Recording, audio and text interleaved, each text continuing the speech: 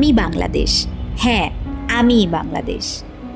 আমি কোনো ধর্ম, বর্ণ বা জাতি দিয়ে নিজেকে কোনো দলে ফেলতে চাই না, কারণ আমিই বাংলাদেশ।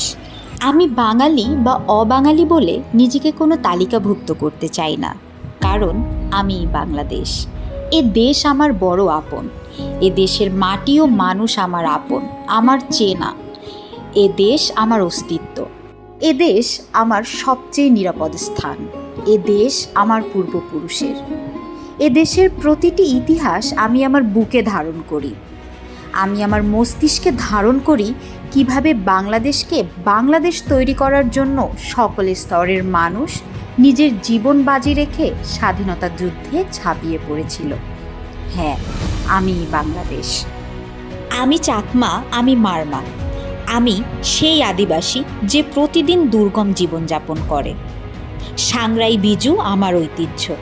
আমি চা বাগানের সেই অবহেলিত শ্রমিক। হ্যাঁ, আমিই বাংলাদেশ, আমরাই বাংলাদেশ।